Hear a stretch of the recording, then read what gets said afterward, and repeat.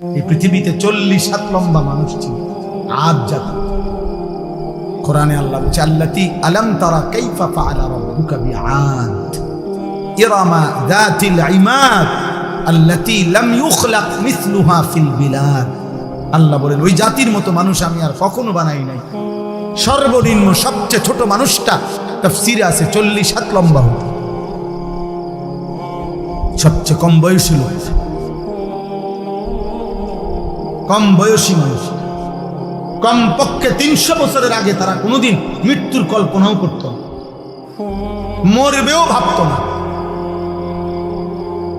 এমন অহংকারী জাতি ছিল যারা হুদ আলাইহিস সালাম নবী যখন তাদেরকে কুফরি ছাড়তে বলছে, মূর্তি পূজা ছেড়ে দিতে বলছে, আল্লাহর নাফরমানি ছেড়ে দিতে বলছে, পাপ ছেড়ে দিতে বলছে, নয়তো বলছে নবী হুদ আলাইহিস সালাম, নবী যখন বলছে, ওই নবী বলছে তোমাদের উপরে আল্লাহর আযাব আসবে।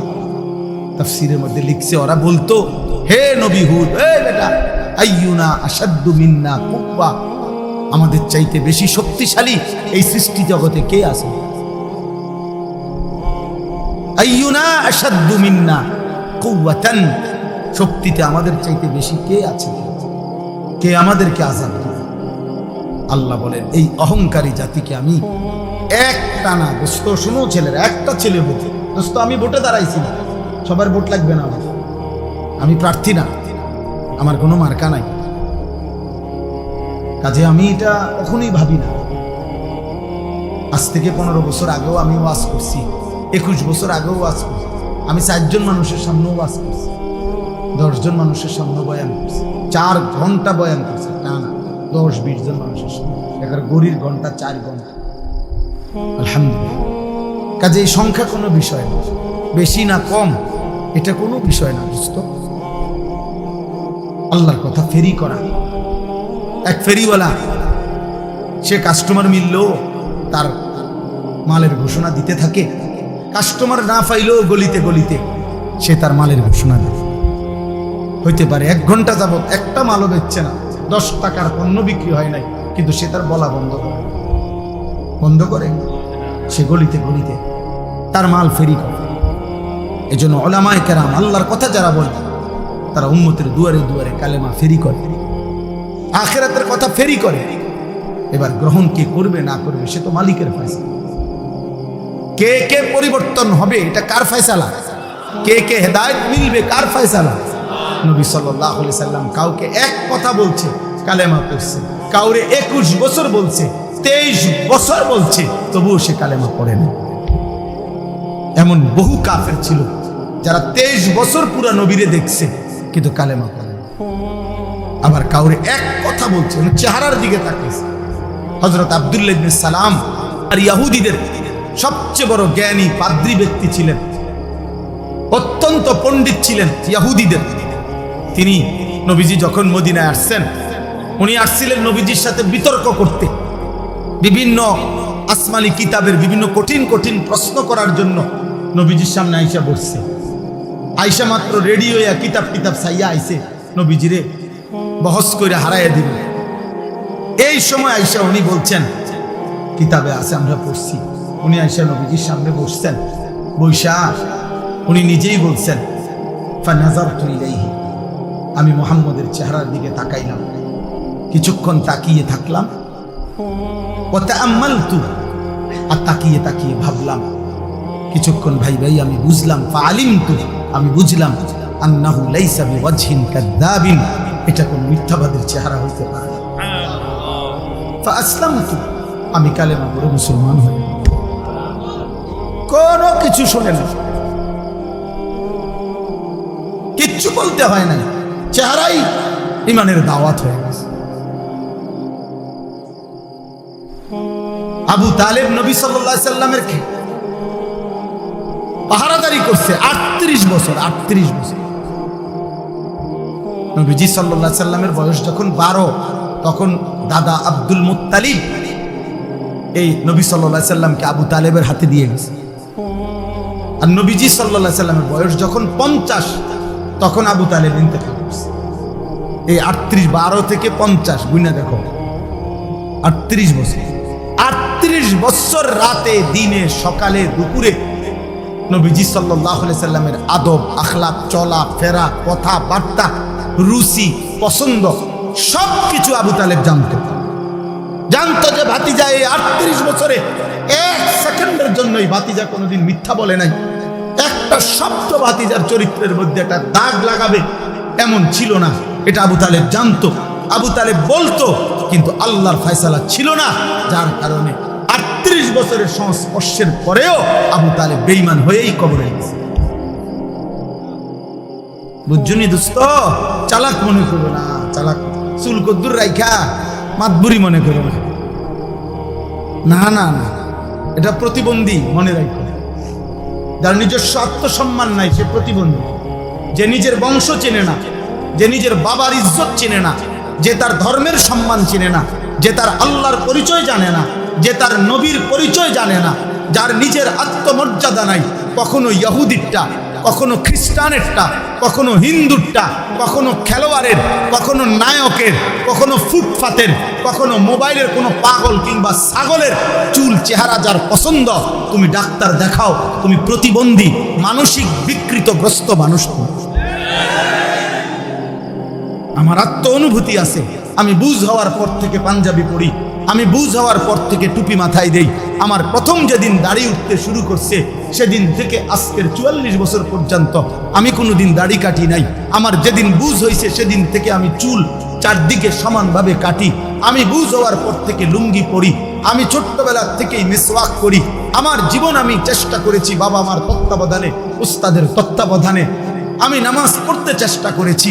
তাহলে তুমি হিসাব লাগাও দোস্ত, তোমার চুল এত রঙের হইলো কেন, প্যান্ট এত রঙের কেন?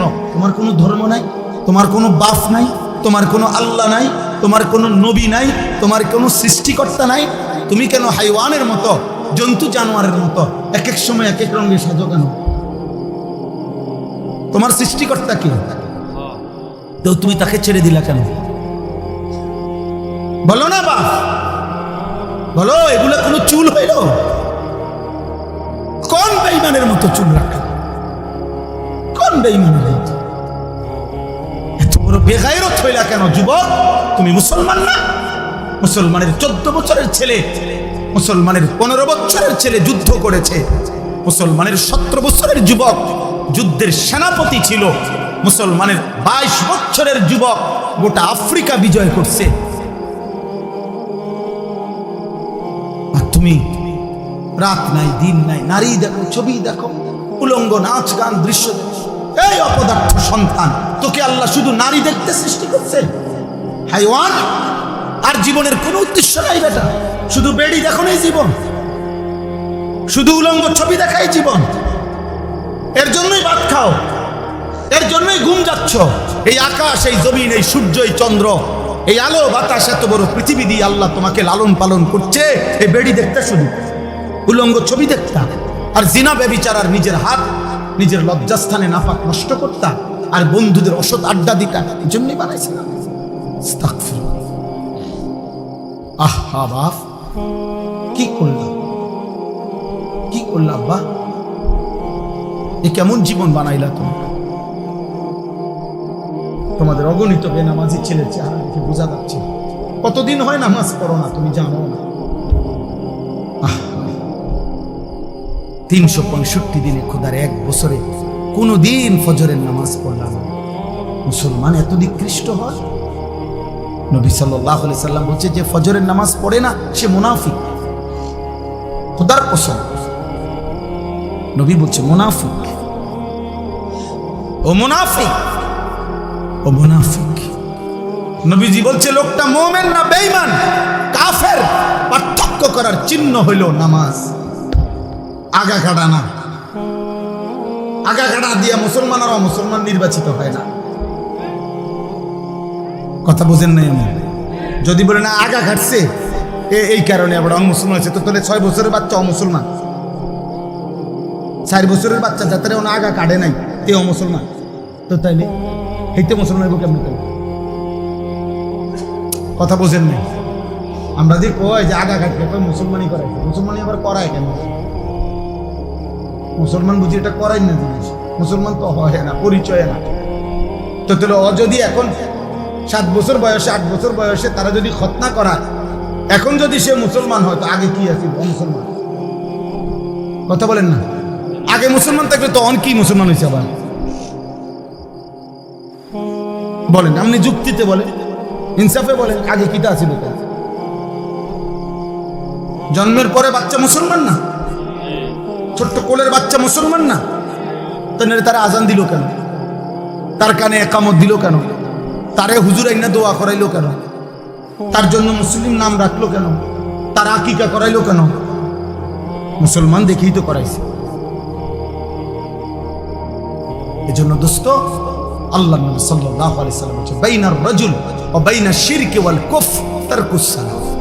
কোন ব্যক্তি মুমিন না মুশরিক, এটা পার্থক্য করার চিহ্ন হলো নামাজ পড়া বা না পড়া, এর ভিত্তিতে। চলো ভাইয়া, ভাতে তো খাও, আর কি থাক, দুনিয়াই তো ভোগ করো না। তোমার রাত যখন ভোর হয়, আমার রাতও তখনই ভোর হয়। তোমার জন্য যখন সূর্য ডুবে, আমার সূর্য তখনই ডুবে। হ্যাঁ নাফরমান, মনে রেখো, তুমি আগায় না। 5 ওয়াক্ত নামাজ পড়নেওয়ালার ভোর যখন হয়, তুমি নাফরমানের ভোরও তখনই হবে। পৃথিবী সমান তালেই আগায়, রাত্র সমান তালেই শেষ হয়। সব রাতই ভোর হয়, বাসর রাতও ভোর হয়, ফাঁসির রাতও ভোর হয়। কিন্তু আখিরাত একসাথে চলবে, দুনিয়া একসাথে চলতেছে। দুনিয়া সুখে দুঃখে একসাথেই চলে, নাফরমান আর ইমানদার একসাথেই চলে, আখিরাতে একসাথে চলবে। আজকে এখানে তো সবাই বসছো, নামাজিরাও বসছে, বেনামাজিও বসছে। হাসরের ময়দানে এমন দাঁড়াইতে পারবে না, আল্লাহর কসম। বসার তো সুযোগই নাই, দাঁড়াইবারও সুযোগ থাকবে না একসাথে। কোরআনুল কারীমে সূরা ইয়াসিনে আছে, আল্লাহ পাক ফেরেশতাদেরকে বলবে, ওয়ামতাজুল ইয়াওমা আইয়ুহাল মুজরিমুন। প্রথম নাফরমানদেরকে বলবে, এই নাফরমান, বেঈমান, মুশরিক, মুনাফিক, পাপী, মুজরিম, আজকে হাসরের ময়দানে আমার ইমানদারদের লাইন থেকে বের হও, আলাদা হও। ফেরেশতারা বলবে, আল্লাহ, নাফরমান চিনবো কেমনে? আল্লাহ বলবেন, ইউরাফুল মুজরিমুনা বিসীমাহুম। প্রত্যেক পাপীর পাপের চিহ্ন আমি আল্লাহ তার চেহারার মধ্যে ভাসিয়ে দেব।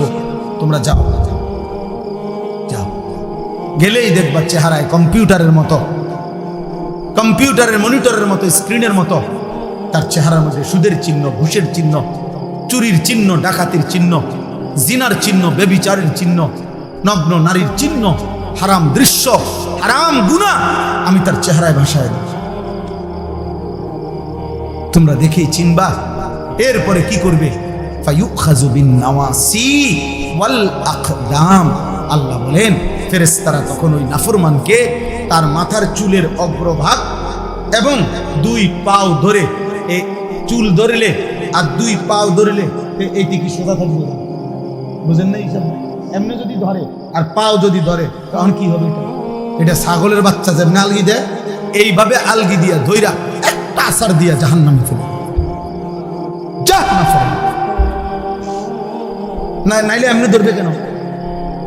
বলেন না কেন? তো এমনি ধরার কথা না, মাথার চুল আর 2 পাও ধরবে কেন? এমনি ধরলে এই এমনি আলগি দিয়া ছুঁড়ে মারবে।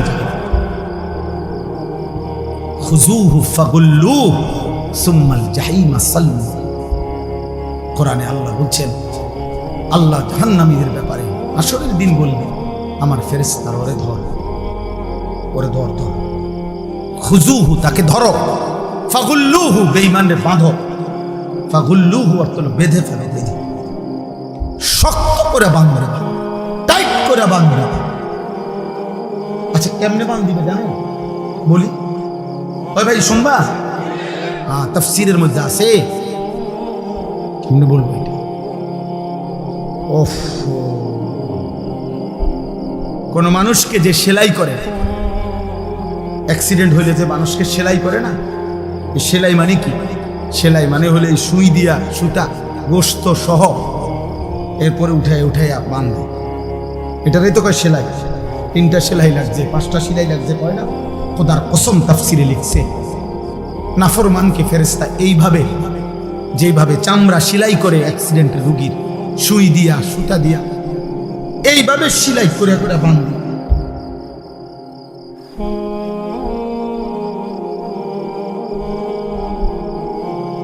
খুযূহু ফাগুল্লূহু সুম্মাল জাহিমা সাল্লূহু। ফেরেশতা বলবে রব্বুল আলামিন আমি তো বেঁধে ফেলেছি, এবার কি করব? আল্লাহ বলবেন সুম্মাল জাহিমা সাল্লূহু। ফেরেশতা একটা লাথি মাইরা জাহান্নামে ছুঁড়ে মারো, ফেলে দাও তারে জাহান্নামে। সুম্মা ফি সিলসিলাতিন যারউহা ৭০ যিরাআন ফাসলুকুহ। যখন তাকে জাহান্নামে ফেলা হবে, আল্লাহ এবার জাহান্নামের মধ্যে ভিতরে যেই ফেরেশতারা আছে ওই ফেরেশতাদেরকে আল্লাহ বলবে, ফেরেশতারা আমার এই নাফরমান বেঈমান বান্দাটাকে ৭০ হাত আগুনের শিকল দিয়ে আবার তার হাতের মধ্যে বা গলার মধ্যে বেঁধে আবার বাঁধো। এবার ফাসলুকুহু, তারে কুত্তার মতো পুরা জাহান্নামের মধ্যে ঘুরাও, বাকি জাহান্নামীদের সাথে পরিচয় করিয়ে দাও, এই নাফরমানের পাপ তাও বলে দাও। এ চোরা ছিল, এ ডাকাত ছিল, এ ব্যভিচারী ছিল, এ জেনাকার ছিল, এ বেহায়া নারী ছিল, এ বেপর্দা নারী ছিল, এটা সুদখোর ছিল, এটা হারামখোর ছিল, এটা মদখোর ছিল, এটা নেশাখোর ছিল। এভাবে ফেরেশতারা বাকিদের সাথে পরিচয় করিয়ে দেবে। চালাক মনে করো না বাপ, দুনিয়া শেষ কথা না, যৌবনও শেষ কথা না। 14 বছরের বাচ্চা, যেহেতু তুমি 16 বছরের হয়ে গেছো, অতএব তুমি মৃত্যু হবে, নাহলে তো তুমি এক জায়গায় দাঁড়ায় থাকতে। তোমার যেহেতু সময় নড়ে, তোমার যেহেতু হায়াত বদলে, তোমার যেহেতু বয়স বদলে, অতএব তোমার জীবনও বদলে যাবে,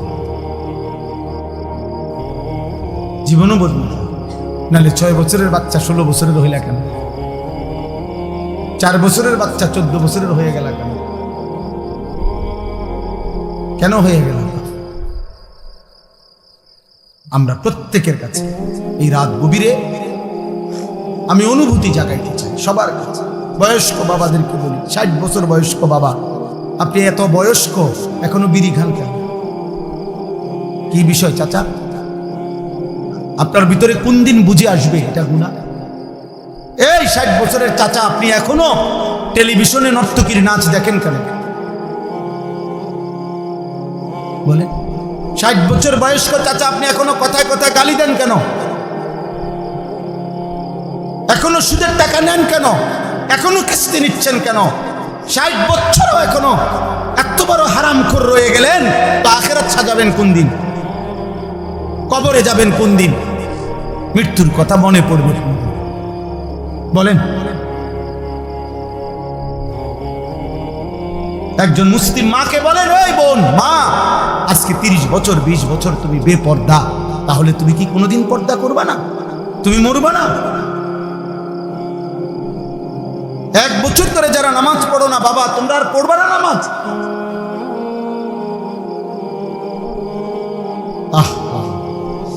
কেমনে বললে বুঝতে? কিভাবে বললে বুঝতে? দয়া করে ভাবতে শিখেন, প্রত্যেকেই ভাবার চেষ্টা করো। বলেন ইনশাআল্লাহ। বলো না ভাই ইনশাআল্লাহ বলো। আমি তোমার দয়া রহম করো, আমি অনুরোধ করছি দোস্ত, তুমি তোমার পথে, আমি আমার পথে। আমি এখন এই রাত্রে টাঙ্গাইল যাব ইনশাআল্লাহ। আগামীকাল আমার টাঙ্গাইল মাহফিল, আমি এখনই চলে যাব। তাইলে যার যে ঘরে ফিরে যাব, সবাই সবার গন্তব্যে ভিন্ন ভিন্ন হয়ে যাব। কাজে কেউ কারোর জন্য আটকায় না। আমার জন্য তুমি আটকাইবা না, তোমার জন্য আমি আটকাবো না। কেউ কারোর জন্য আটকাইবে না বাপ। তুমি গুনাহ করলে তোমারে বাধা দিবে কে? তুমি কৌশল করলে আমি তো পারতাম না, বুঝাইতে না পারে, কিন্তু রাতের 2টায় অন্ধকারে তুমি উলঙ্গ ছবি দেখলে তোমারে ফিরাবে কে? তুমি যদি নিজের লজ্জাস্থান নিজের হাতে নাপাক নষ্ট করে ফেলো, তোমারে থামাবে কে? তুমি যদি কোনো হারাম মেয়ের সম্পর্কে নিজের চরিত্র নষ্ট করে ফেলো, তোমারে ফিরাবে কে? অতএব তোমার বিবেক, তোমার অনুভূতি, তোমার আখিরাত, তোমার আল্লাহর কথা স্মরণ থাকা এটাই তোমার এই গুনাহ থেকে ফিরাবে। নাহলে আমি কি আর তোমার লগে থাকবো না, তুমি কি আর আমার সাথে থাকবে না? এই জন্য আমরা বিবেক জাগাইতে চাই। একজন হোক, কোনো অসুবিধা নেই।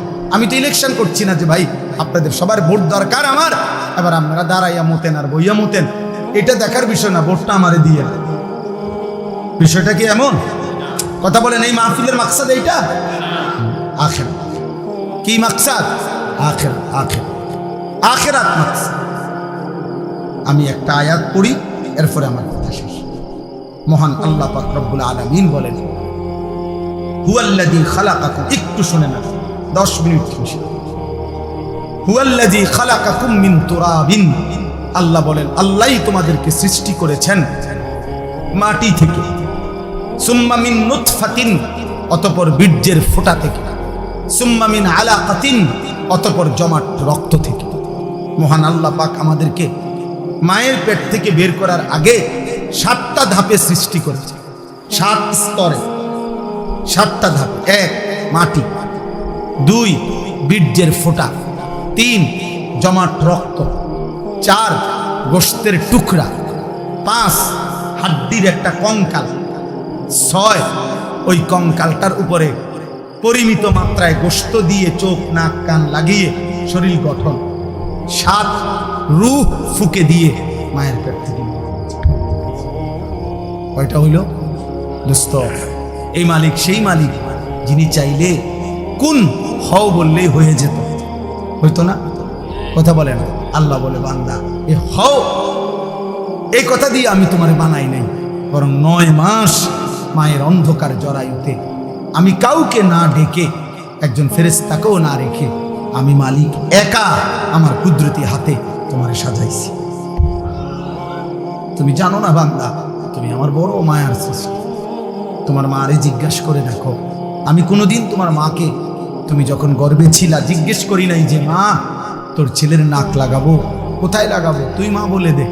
আল্লাহ বলে না, আমি কাউকে জিজ্ঞেস করি নাই, আমি মালিক আমার নিজ হাতে, আমার কুদরতি হাতে বান্দা বড় বেশি সুন্দর করে আল্লাহ কসম করে বলছে, 4টা কসম করে আল্লাহ বলছে, ওয়াত-তিনি ওয়াজ-যাইতুন ওয়া-তুরি সিনিন ওয়া হাদাল বালাদিল আমিন।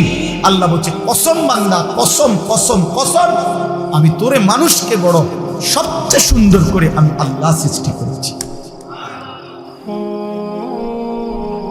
আমি তোকে বড় বেশি যত্ন করে বানিয়েছি। আমার মতো এমন মালিক কেমনে ভুলে গেলি? এমন মালিক কেমনে ভুলে গেলি?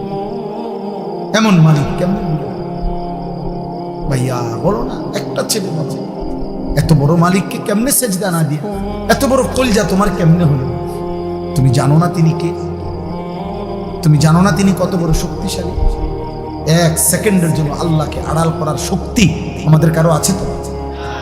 1 সেকেন্ড আল্লাহ পাকের অপছন্দের উপরে আমরা 1 সেকেন্ড বেঁচে থাকার ক্ষমতা আমাদের আছে তো?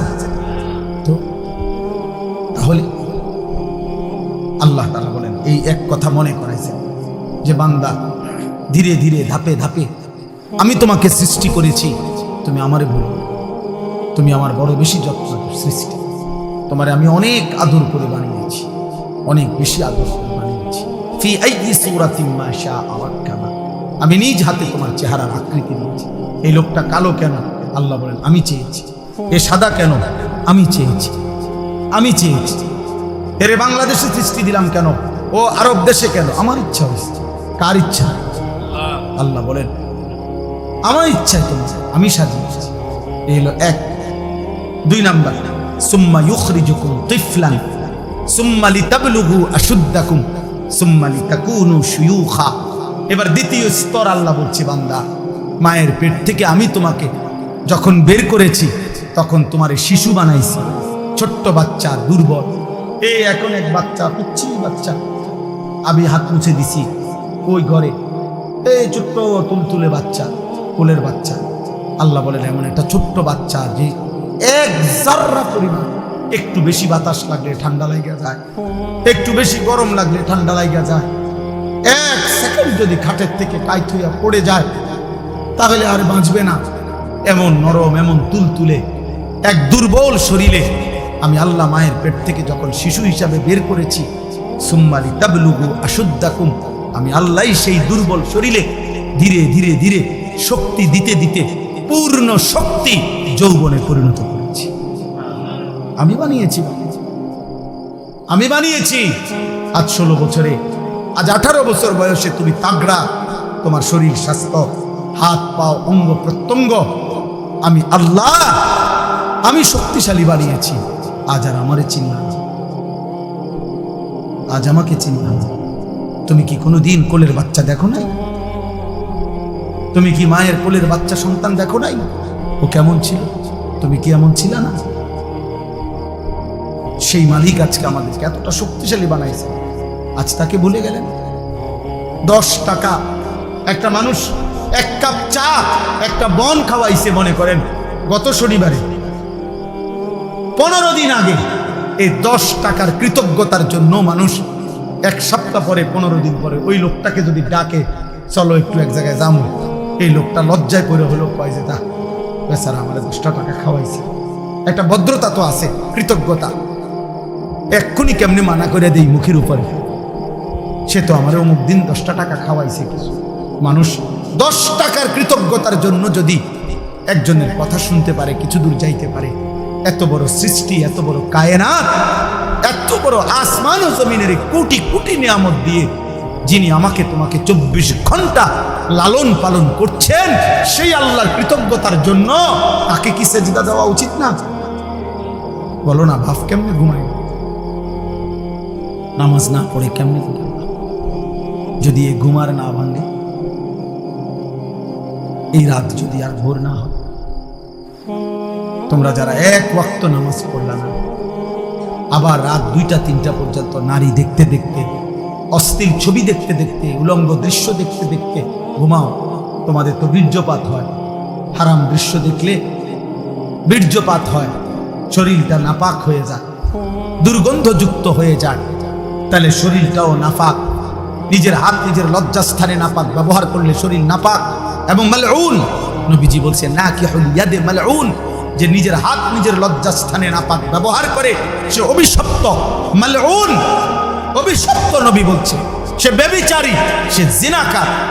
আর বিশুদ্ধ হাদিস একটা ছেলে মনে রাখো, নবী বলছে লা ইয়াজনি জানি হিনা ইয়াজনি ওয়া হুয়া মুমিন, যে ব্যভিচার করে, যে জিনা করে, সে মুমিন থাকে না, মুমিন থাকে না, মুমিন থাকে না। তাহলে না 1 ওয়াক্ত নামাজও পড়লা না, আর নারী দেখতে দেখতে, হারাম দেখতে দেখতে শরীরও নাপাক করলা। এই ঘুম যদি আর না ভাঙে, কি হবে কবর? কি হবে তোমার আখিরাত? কি হবে তোমার ইমানের হালাত? বলো না বাপ, কি করছো তোমরা? কি করছো তোমরা? অনেক ছেলে তোমাদের চেহারা দেখলেই বোঝা যাচ্ছে তোমরা নামাজ পড়ো না। চেহারা দেখলেই বোঝায় মোবাইলে আসক্ত, চেহারা দেখলেই বোঝা যায় চেহারাটা কালো হয়ে আছে। আহা, গুনাহ তোমাদের চেহারা কালো করে, চেহারায় কোনো রসকস দয়া মায়া, চুল চেহারার মধ্যে মুসলমানের কোনো চিহ্ন নেই, সারাদিনের চলাফেরার মধ্যে ঈমান আমলের কোনো নমুনা নাই। একটা বারও পেশাব করে টয়লেট পেপারও ব্যবহার করো না, পানিও ব্যবহার করো। আহা, এটা কোনো আখলাক? তুমি কোনোদিন কুত্তা দেখো নাই? তুমি রাস্তার কুত্তা দেখো না? কুত্তাও তো পেশাব করে পানি নেয় না, কুত্তাও তো টয়লেট পেপার ব্যবহার করে না। তুমি দেখো না বা মাঝে মাঝে সবচেয়ে উত্তম হয় ওই কুকুরের সাথে একটা সেলফি উঠাইয়া দুজন একসাথে দিলে ভালো। হ্যাঁ হ্যাঁ, ভালো হবে, সুন্দর দেখাবে, মানাবে, যে দেখে আমরা দুইজন একই আচরণ। ও পেশাব করে পানি নেয় না, আমিও নেই। লজ্জা থাকলে, লজ্জা থাকলে মুসলমান, লজ্জা থাকলে মুমিন, লজ্জা থাকলে মুহাম্মদ আরবি সাল্লাল্লাহু আলাইহি সাল্লামের সুন্নাত অনুসরণ। ইসলাম মানে দ্বীন মানে। আমি আবারও বলছি, ছেলেরা, বাবারা, আপনাদেরকেও বলি, যাদের স্ত্রী সন্তান ছেলে মেয়ে হারাম গুনার মধ্যে লিপ্ত, নামাজ নাই, সাজদা নাই, যার ঘরে বাপ মা জীবিত, অথচ 16 বছরের ছেলে, 18 বছরের ছেলে স্ত্রী কন্যা এক ওয়াক্ত নামাজ পড়ে না, 365 দিন কোনোদিন ফজরের নামাজ পড়ে না, ওই বাবা ব্যর্থ, ওই মা ব্যর্থ ব্যর্থ ব্যর্থ ব্যর্থ। ওই জীবন ফালতু জীবন, ওই বাপের জীবনও খাসারা। আপনি শুধু কামে জীবনটা শেষ করছেন। এ খাট পালং সোফা দিয়া ইডি মানুষে গনেও না। টাইলস টাইলস এগুলো আপনি দেখাই না, টাইলসের মধ্যে মানুষের মুতে, পেশাবখানার টাইলসে মানুষের মুতে। টাইলস এটা কোনো দেখানোর কিছু না, টাইলস কোনো আশ্চর্য কিছু না, টাইলস কোনো আসমান থেকে নাজিল হইছে না। অতএব আপনি বিল্ডিং দেখান কিনতেন, সোফা আসমান থেকে নিয়ে আসছে না, কোরআন আসছে। নামাজ আসমান থেকে আসছে, কোরআন আসমান থেকে আসছে। অতএব সম্মান ইজ্জত সেজদার মধ্যে, সম্মান ইজ্জত আল্লাহর কোরআনের মধ্যে। আল্লাহ আমাদেরকে বুঝতাম। সুম্মালি তাকুনু শুয়ুখা, আল্লাহ বলেন আবার আমি আল্লাহই তোমাদের যৌবনকে শেষ করে আবার আমি তোমাদেরকে বৃদ্ধ বানিয়ে দেবে কি? আচ্ছা বলেন তো, কোনো ছোট বাচ্চা যখন 14 বছর বয়স হয়, তো আগের হাত পাও এগুলা খুললেই তো নতুন হাত পাও লাগায়, ঠিক? কোন মানুষের বয়স যখন 60 হয়, তো তখন যৌবনকালের শক্তিশালী মজবুত হাত এগুলা খুইলা এরপরে বুড়ার থুথুরা হাত পাও আটটা লাগায় নাকি? না, একই দেহে এই আগের হাত পাওই, ওইটার মধ্যে একবার ছোট্টবেলার দুর্বলতা, একবার যৌবনকালের শক্তি, আরেকবার বৃদ্ধকালের দুর্বলতা, তিনটাই এই পরিবর্তন করছে কে? একই অঙ্গে, একই হাতে, একই পায়ে, একই শরীরে। কি আশ্চর্য বিষয়, কি অবাক করা বিষয় যে এটাই সেই শরীর, এটাই সেই হাত যেটা ছোট্টবেলায় ছিল দুর্বল, যৌবনকালে ছিল সবল, বৃদ্ধকালে আবার হয়ে গেল দুর্বল। আল্লাহ বলেন অমিনকুম মান ইউতাওয়াফা মিন ক্বাবলু, আর আমি আল্লাহ, মনে রাখবা এই তিনটা তো আমিই বানাই। শিশুকাল কে দেয়? যৌবনকাল কে দেয়? বৃদ্ধকাল কে দেয়? আল্লাহ বলেন এটা যেমন দেই, আবার এটাও মনে রাখবা সকলকে আমি এই 3 কাল পুরা দেই না, বরং অনেককেই আমি আল্লাহ যৌবনে পৌঁছবার আগে আগেই, বৃদ্ধে পৌঁছবার আগে আগেই আমি আল্লাহ মৃত্যু দিয়ে ফেলি। দেয় কিনা? যেই বাচ্চা জন্ম নেয় ওই তো 60 বছর পর্যন্ত হায়াত পায়, জন্মিলেই কি বুড়া হয়? জন্মিলেই কি যুবক হয়? 3 বছরের বাচ্চা কবরে নাই, 6 বছরের বাচ্চা কবরে নাই। অমিনকুম মান ইউতাওয়াফা মিন ক্বাবল, আল্লাহ বলেন আমি কিন্তু সকলকে বৃদ্ধ পর্যন্ত পৌঁছাই না, তার আগেই মৃত্যু দিয়ে ফেলি। তাইলে এখানেও তুমি ভাবো যে তুমি আগামীর ঘন্টা, আগামীর মিনিট, আগামীর সপ্তাহ, আগামীর বছর বাঁচবা, আর কোনো নিশ্চয়তা নাই বান্দা। অতএব আজই গোলামি করো, আজই বন্দিগি করো, আজই বান্দা। বলেন ইনশাআল্লাহ। ওয়ালিতাবলুগু আজালাম মুসাম্মা, আল্লাহ বলেন আমি কিন্তু প্রত্যেকের হায়াত পূর্ণ করি। অর্থাৎ ছোট বাচ্চা মরলেও সে পূর্ণ হায়াতেই মরে, কিশোর বয়সে মরলেও পূর্ণ হায়াতেই মরে, যৌবনকালে মরলেও পূর্ণ হায়াতেই মরে। কেন? আমি আল্লাহই তো প্রত্যেকের জন্য হায়াত নির্ধারণ করেছি। অতএব যার জন্য আমি যেটুকু বরাদ্দ রাখছি অতটুকুই আমি পূর্ণ করে থাকি। তাইলে কেউ অকালে মরে না, কেউ অসময়ে মরে না, কেউ ছোট কালে মরে না, বরং প্রত্যেকেই নির্ধারিত সময়েই মারা যায়। ওয়ালাআল্লাকুম তাকিলুন, এই শেষ কথা, ওয়ালাআল্লাকুম তাকিলুন। আবার আল্লাহ বুঝাচ্ছে বান্দা, এবার তুমি যদি ভাবো যে আমি তোমাকে একবার মাটি, একবার বীর্য, একবার জমাট রক্ত, একবার গোশতের টুকরা, একবার হাড্ডির কঙ্কাল, একবার নাক চোখ কান দিয়ে শরীর গঠন, একবার রূহ ফুঁকে দিলাম, একবার শিশু বানাইলাম, একবার যুবক বানাইলাম, একবার বৃদ্ধ বানাইলাম, একবার সুস্থ রাখলাম, একবার অসুস্থ রাখলাম, একবার হাসাইলাম, আরেকবার কাঁদাইলাম, একবার আনন্দ দিলাম, আরেকবার দুঃখ দিলাম, একবার সুস্থ রাখলাম, আবার অসুস্থ রাখলাম, এই সব কিছুর দিকে যদি তুমি আকল খাটাও, চিন্তা করো, তাহলে তুমি বুঝবা যে এর কোনোটাই তোমার নিজস্ব ক্ষমতায় না, তোমার অধিকারে না, তোমার হাতে না, বরং সবটাই করছি আমি আল্লাহ। অতএব তোমার উচিত আমি আল্লাহরই গোলামি করা। কার? কেন? তোমার তো কোনো কিছু অধিকার নেই, তোমার তো 1 মিনিট বেঁচে থাকার সক্ষমতা নাই, আবার নিজের মৃত্যু নিয়ে আসারও তো সক্ষমতা নেই। অতএব আমরা প্রত্যেকেই আজকের এই রাত গভীরে দয়া করে ইনসাফের সাথে আমি অনুরোধ করব, প্রিয় ছেলেরা, বাবারা, পর্দার আড়ালের মা বোন, প্রত্যেকেই কষ্ট করে আমরা এই শেষ গভীর রাতে আমরা নিয়ত করি আমরা 5 ওয়াক্ত নামাজ পড়ব। বলো না ভাই, বলো ভাই ইনশাআল্লাহ। ছেলেদের কাছে তোমার একটা ছেলে হলো, আমি হাত জোড় করে এক ভাই হিসাবে তোমাদের কাছে অনুরোধ করছি। দোস্ত, আমি আগেই বলছি আমি এক ফেরিওয়ালা, যে আখেরাত ফেরি করি। অতএব আমার একটা অনুরোধ, কোনো একটা ছেলে হলেও মাইনি তুমি চোখের হেফাজত করো। বলো ইনশাআল্লাহ। তুমি নারী দেখো না।